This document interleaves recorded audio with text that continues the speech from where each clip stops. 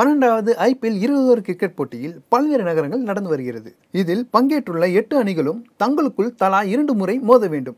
League சுற்று முடிவில் முதல் 4 இடங்களை பிடிக்கும் அணிகள் பிளே ஆஃப் சுற்றுக்கு முன்னேறும்.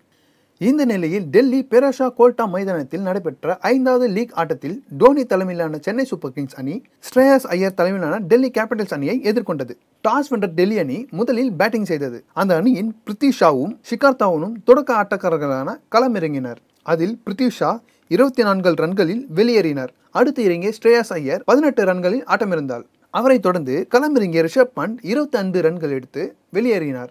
பொறுப்பான ஆட்டத்தை வெளிப்படுத்திய தவான் அரை சதத்தை அடித்து அசத்தினார். பின்னர் தவான் 51 ரன்னில் வெளியேறினார்.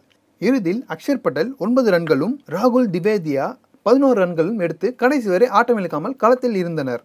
முடிவில் டெல்லி அணி நிர்ணயிக்கப்பட்ட 20 ஓவர் முடிவில் 6 விக்கெட் இழப்பிற்கு 147 ரன்கள் எடுத்தது. இதன் மூலம் சென்னை அணிக்கு 148 ரன்கள் வெற்றி இலக்காக நிர்ணயிக்கப்பட்டது.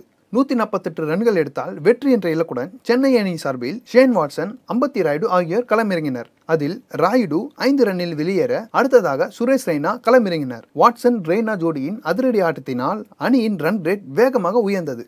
அப்போது அதிரடி ஆட்டத்தில் கலக்கிக் கொண்டிருந்த ஷேன் வாட்சன் 44 ரன்களில் வெளியேறினார். அவரை தொடர்ந்து ரெய்னா 30 ரன் எடுத்திருந்த நிலையில் கேட்ச் ஆகி அவுட் ஆகினார். இந்நிலையில் கேதர் ஜாதவுடன் கேப்டன் டோனி ஜோடி சேர்ந்தார். நிதானமாக விளையாடிய இந்த ஜோடி அணியை வெற்றி பாதைக்கு அழைத்து சென்றது. முடிவில் வெற்றி பெற 2 ரன்கள் தேவைப்பட்ட நிலையில் கேதர் ஜாதவ் கேட்ச் ஆகி வெளியேறினார். இறுதியில் பிராவோ 4 ரன்களும் டோனி 32 ரன்களும் எடுத்து கடைசி வரை ஆட்டமிழக்காமல் களத்தில் இருந்தனர். முடிவில் சென்னை அணி 19.4 ஓவர்களில் 4 விக்கெட்டுகளை இழந்து 150 ரன் எடுத்து 6 விக்கெட்டுகள் வித்தியாசத்தில் வெற்றி பெற்றது.